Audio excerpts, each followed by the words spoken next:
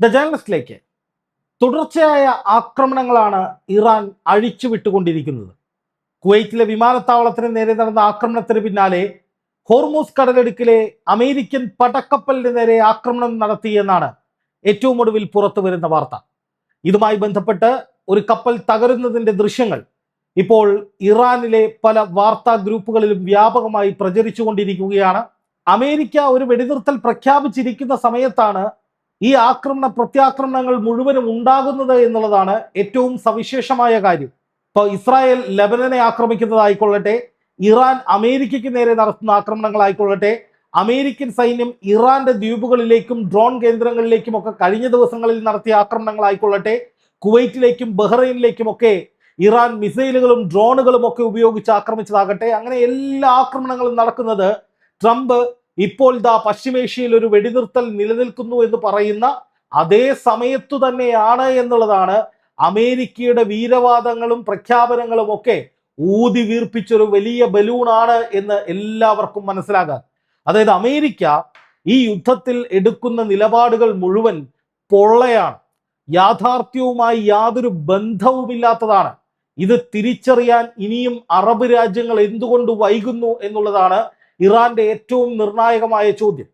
അതായത് അമേരിക്കയുടെ സുരക്ഷ എന്ന് പറയുന്ന വാദം, സകലർക്കും ഞങ്ങൾ സുരക്ഷ നൽകും, ഈ യുദ്ധത്തെ ഞങ്ങൾ തീരുമാനിക്കും, അല്ലെങ്കിൽ ഈ യുദ്ധത്തിൽ ഇനി എന്ത് സംഭവിക്കണം എന്നുള്ളത് ഞങ്ങൾ പ്രഖ്യാപിക്കും, അല്ലെങ്കിൽ വെടിനിർത്തൽ ഉടൻ ഉണ്ടാകും, അല്ലെങ്കിൽ ഇറാന് നേരെ ഇനി ആക്രമണം, അങ്ങനെ അമേരിക്ക പറയുന്ന സർവ്വ കാര്യങ്ങളും യാഥാർത്ഥ്യവുമായി പുലബന്ധം പോലും ഇല്ലാത്തതാണ്, അല്ലെങ്കിൽ അമേരിക്കയുടെ പ്രഖ്യാപനങ്ങളൊന്നും നടപ്പാകുന്നതല്ല എന്ന് ലോകം ഒരിക്കൽ കൂടി തിരിച്ചറിയുകയാണ് എന്നുള്ളതാണ് ഇപ്പോൾ നമ്മൾ മനസ്സിലാക്കേണ്ട ഏറ്റവും പ്രധാനപ്പെട്ട കാര്യം.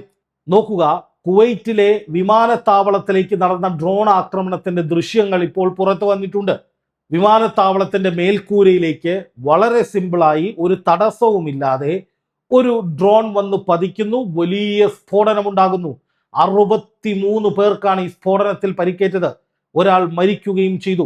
അത് ഇന്ത്യക്കാരനാണ് എന്നുള്ളതാണ് ഏറ്റവും ദാരുണമായ സംഭവം. അപ്പോൾ ഇങ്ങനെ ഒരു ആക്രമണം ഇറാൻ നടത്തുമ്പോൾ, ഇറാൻ നടത്തിയതാണ് എന്നാണ് ഇപ്പോൾ ഔദ്യോഗിക സ്ഥിരീകരണം വന്നിരിക്കുന്നത്. പക്ഷെ തങ്ങളല്ല ഇതിന് പിന്നിൽ അമേരിക്ക ഒപ്പിച്ച പണിയാണെന്ന് ഇറാൻ പറയുന്നു. എന്തു തന്നെയായാലും ഇത്തരത്തിലൊരു ആക്രമണം നടക്കുന്നത് ശക്തമായ വ്യോമ പ്രതിരോധ സംവിധാനങ്ങൾ, പാട്രിയോട്ട് സംവിധാനം അടക്കം ഈ മേഖലയിൽ ഇംപ്ലിമെന്റ് ചെയ്തിട്ടുണ്ട് എന്ന് അമേരിക്ക അവകാശപ്പെടുമ്പോൾ തന്നെയാണ് എന്നുള്ളതാണ് ഇതിൽ നമ്മൾ മനസ്സിലാക്കേണ്ട ഏറ്റവും പ്രധാനപ്പെട്ട വസ്തുത. അതായത് അമേരിക്ക ഗൾഫ് രാജ്യങ്ങളോട് പറയുന്നു, നിങ്ങളുടെ രാജ്യത്തിന് ഇറാൻ ഉൾപ്പെടെയുള്ള ഭീകര ശക്തികളിൽ നിന്ന് സംരക്ഷണം നൽകാൻ ഞങ്ങൾ ഈ വ്യോമ പ്രതിരോധ സംവിധാനങ്ങളെല്ലാം നൽകി നിങ്ങളെ പൊതിഞ്ഞ് സംരക്ഷിക്കുകയാണെന്ന് പറയുന്നു.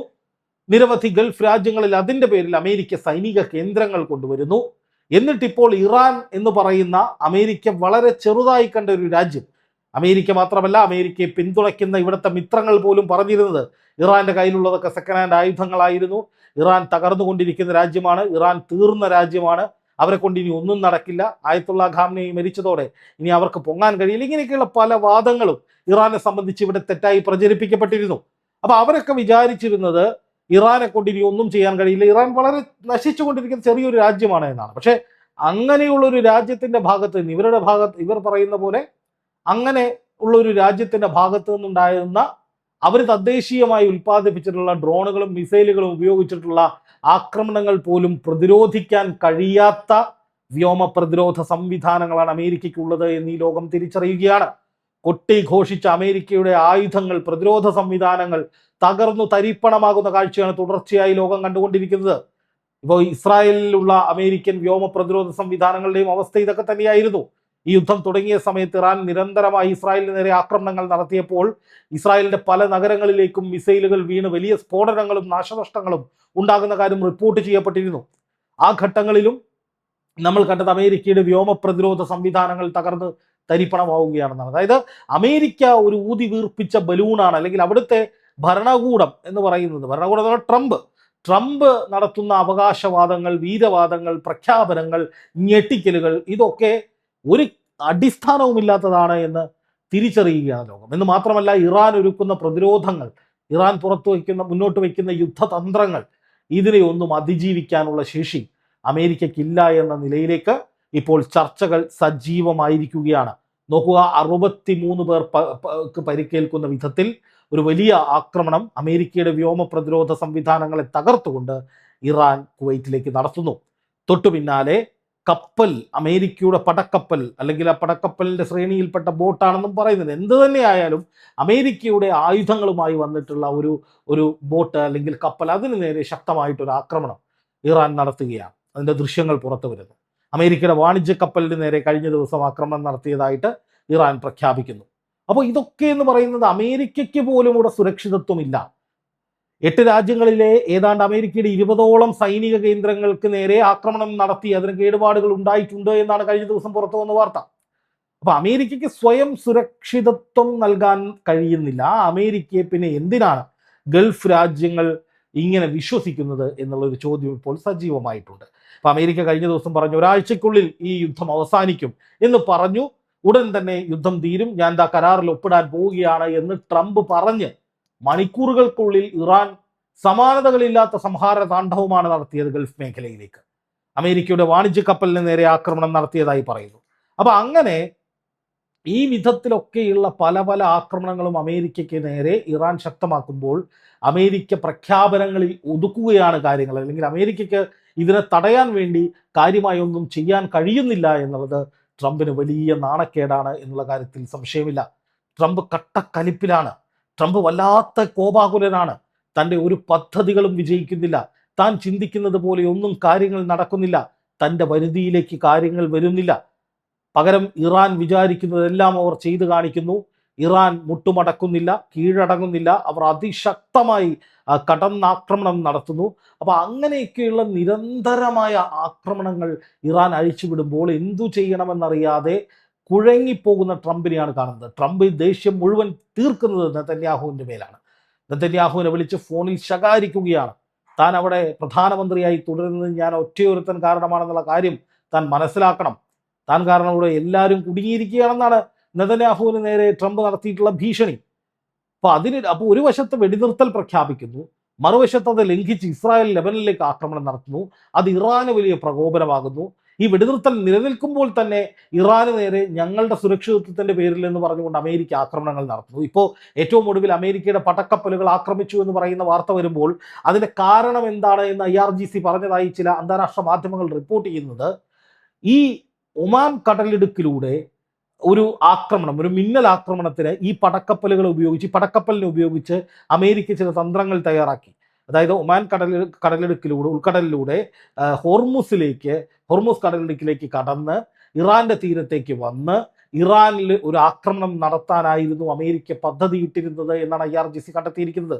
അപ്പൊ തങ്ങൾക്ക് നേരെ വെടിനിർത്തൽ നിലനിൽക്കുമ്പോൾ അത് ലംഘിച്ചുകൊണ്ട് പാഞ്ഞു വന്ന ഒരു പടക്കപ്പൽ അത് തകർക്കുക എന്നുള്ളത് ഞങ്ങളുടെ ഉത്തരവാദിത്വമാണ്, അല്ലെങ്കിൽ ഞങ്ങളുടെ പ്രതിരോധത്തിന്റെ ഭാഗമാണ്. അതുകൊണ്ടാണ് ആ കപ്പൽ ഇല്ലാതാക്കിയത് എന്നാണ് IRGC പറയുന്നത്. IRGCയുടെ വാദം ശരിയാണെങ്കിൽ, അല്ലെങ്കിൽ അത് നമ്മൾ കണക്കിലെടുത്താൽ, അമേരിക്ക ഒരു വശത്ത് വെടിനിർത്തൽ പ്രഖ്യാപിക്കുമ്പോൾ തന്നെ മറുവശത്ത് കുളം കലക്കാൻ ശ്രമിക്കുന്നുണ്ട്, അല്ലെങ്കിൽ മറുവശത്ത് യുദ്ധം രൂക്ഷമാക്കാൻ ശ്രമിക്കുന്നുണ്ട് എന്നുകൂടി നമ്മൾ വിലയിരുത്തേണ്ടി വരും. അതായത് അത്യന്തം നാടകീയമായ ഇരട്ടത്താപ്പാണ് ട്രംപ് കളിച്ചുകൊണ്ടിരിക്കുന്നത് ഒരു വശത്ത്. മറുവശത്ത് യുദ്ധം രൂക്ഷമാക്കുന്ന വിധത്തിൽ ഇസ്രായേൽ പല നീക്കങ്ങളും നടത്തുന്നുണ്ട്. ഇനി ഇതിനൊപ്പം ചേർന്ന് പറയേണ്ട മറ്റൊരു പ്രധാനപ്പെട്ട കാര്യം, ഇത് അമേരിക്കയുടെ നാടകമാണോ എന്നുള്ളതാണ്. അതായത് ഗൾഫ് മേഖലയെ തകർക്കുന്ന വിധത്തിൽ ഇറാനെ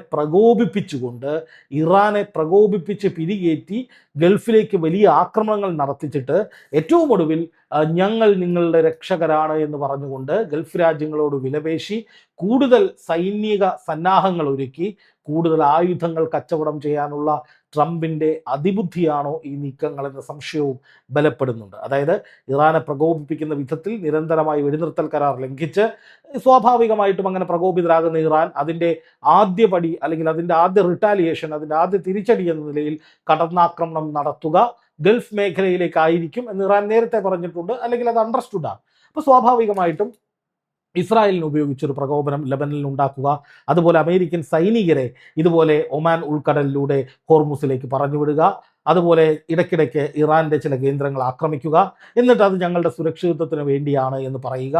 അപ്പോഴൊക്കെ ഇറാൻ വലിയ തോതിൽ പ്രകോപിതരാകുമെന്നുള്ള കാര്യം അമേരിക്കയ്ക്ക് അറിയാം. അങ്ങനെ പ്രകോപിതരാകുമ്പോൾ ഇറാൻ എന്ത് ചെയ്യും? അതിൻ്റെ ദേഷ്യം ഗൾഫ് രാജ്യങ്ങളിലേക്ക് തീർക്കും. ഒന്നുകിൽ ഗൾഫ് രാജ്യങ്ങൾ ഒറ്റക്കെട്ടായി ഇറാനെതിരെ തിരിയും, അമേരിക്കയ്ക്കൊപ്പം നിൽക്കും. ഇനി അതും കടന്നിട്ടാണെങ്കിൽ, അല്ലെങ്കിൽ അത് കഴിഞ്ഞിട്ടാണെങ്കിൽ, അമേരിക്കയുടെ സുരക്ഷാ സംവിധാനങ്ങൾ കൂടുതലായി ഗൾഫ് രാജ്യങ്ങൾ വാങ്ങും. ഗൾഫിന് വെറുതെ കൊടുക്കുന്നതല്ല അമേരിക്ക, ഇതൊക്കെ വലിയ കച്ചവടമാണ്. അപ്പോൾ സുരക്ഷ കൂടുതൽ വേണമെന്ന് തോന്നിക്കൊണ്ട് അമേരിക്കയുടെ പക്കൽ നിന്ന് കൂടുതൽ ആയുധങ്ങൾ ഗൾഫ് രാജ്യങ്ങൾ പർച്ചേസ് ചെയ്യാനുള്ള സാധ്യത. ആത്യന്തികമായി യുദ്ധം നിലനിൽക്കുക എന്ന് പറയുന്നത് ആയുധ ലോബിക്ക് വലിയ ഗുണമുണ്ടാക്കുന്ന കാര്യമാണ്. അപ്പോൾ അമേരിക്ക അത്തരത്തിലൊരു ഇരട്ടത്താപ്പ് കാണിച്ച് ഗൾഫ് രാജ്യങ്ങളെ വഞ്ചിക്കുകയാണോ, ഗൾഫ് രാജ്യങ്ങളോട് ചതി ചെയ്യുകയാണോ, അവരെ ചതിയിൽപ്പെടുത്തി അവരെ കൊണ്ട് കൂടുതൽ ആയുധങ്ങൾ വാങ്ങിപ്പിച്ച് തങ്ങളുടെ വിപണി കുറെ കൂടി ഉഷാറാക്കുന്നതാണോ എന്നതടക്കമുള്ള നിരവധി ചോദ്യങ്ങൾ അന്തരീക്ഷത്തിലുണ്ട്. എന്തായാലും അതീവ ഗുരുതരമാണ് കാര്യങ്ങൾ. അമേരിക്ക പ്രഖ്യാപിക്കുന്നത് പോലെ അത്ര എളുപ്പമല്ല കാര്യങ്ങൾ. ഇറാൻ ഉയർത്തുന്ന പ്രതിരോധത്തെ അതിജീവിക്കാൻ അമേരിക്ക പെടാപ്പാട് പെടുന്ന കാഴ്ച തന്നെയാണ് കാണുന്നത്. ഇനിയും ഇറാൻ കടുപ്പിക്കുകയാണെങ്കിൽ അതിനുള്ള സാധ്യതകൾ ഒരുപാടുണ്ട്. ഇറാൻ ഇനിയും ആക്രമണങ്ങൾ ശക്തമാക്കാൻ സാധ്യതയുണ്ട്. ചെങ്കടൽ ബ്ലോക്ക് ചെയ്യാനുള്ള സാധ്യതയുണ്ട്. ഹോർമൂസ് കടലിടുക്കിലെ അമേരിക്കൻ ഇസ്രായേൽ ബന്ധമുള്ള കപ്പലുകൾക്ക് നേരെ ഇനിയും ആക്രമണങ്ങൾ നടത്താൻ സാധ്യതയുണ്ട്. അങ്ങനെയൊക്കെ വരികയാണെങ്കിൽ ഒരു ഘട്ടം കടന്ന് ഇസ്രായേലിനുള്ളിലേക്ക് പോലും ആക്രമണങ്ങൾക്ക് സാധ്യതയുണ്ട് എന്നാണ് കഴിഞ്ഞ ദിവസത്തെ ഇറാന്റെ സ്റ്റേറ്റ്മെന്റ് സൂചിപ്പിക്കുന്നത്. ഏറ്റവും ഒടുവിൽ ഇറാൻ വിദേശകാര്യമന്ത്രി പറഞ്ഞത് സമാധാന ചർച്ചകളിൽ ഒരു പുരോഗതിയുമില്ല. അതുപോലെ തന്നെ ഇറാന്റെ വക്താക്കൾ പറഞ്ഞത് ഇനി ഞങ്ങൾ ചർച്ചയ്ക്കില്ല. അമേരിക്കൻ പ്രസിഡന്റ് ഡൊണാൾഡ് ട്രംപ് പറയുന്നു ചർച്ചകൾ നടക്കുന്നു എന്ന്, പക്ഷേ ഇറാൻ പറയുന്നത് ഞങ്ങൾ ചർച്ചയ്ക്കില്ല എന്നാണ്. അതുപോലെ തന്നെ മറ്റൊരു പ്രധാനപ്പെട്ട കാര്യം ഇതോട് ചേർന്ന് നിൽക്കുന്നത് അമേരിക്കയ്ക്കെതിരെ വലിയ പടയൊരുക്കം ഇറാനിൽ നടക്കുന്നു. ഇറാന്റെ ആയുധങ്ങൾ മുഴുവനും സജ്ജമായിരിക്കുന്നു. ഇതൊക്കെ തെളിയിക്കുന്നത് ഇറാൻ വരും ദിവസങ്ങളിൽ കൂടുതൽ കടുപ്പമേറിയ ആക്രമണങ്ങൾ നടത്തും എന്ന് തന്നെയാണ്. ഇതൊക്കെ അവസാനിക്കണമെങ്കിൽ ഇറാന്റെ ആവശ്യങ്ങൾ അംഗീകരിച്ചുകൊണ്ട് അമേരിക്ക സ്വയം പിന്മാറുകയല്ലാതെ മറ്റൊരു വഴിയില്ല. ഇസ്രായേലും പത്തിമടക്കുകയല്ലാതെ ഈ യുദ്ധം അവസാനിക്കാൻ വേറെ വഴിയൊന്നും കാണുന്നില്ല എന്ന് തന്നെയാണ് ഏറ്റവും ഒടുവിലത്തെ അപ്ഡേറ്റ്സ് പരിഗണിക്കുമ്പോൾ നമുക്ക് മനസ്സിലാക്കാൻ കഴിയുന്ന കാര്യം.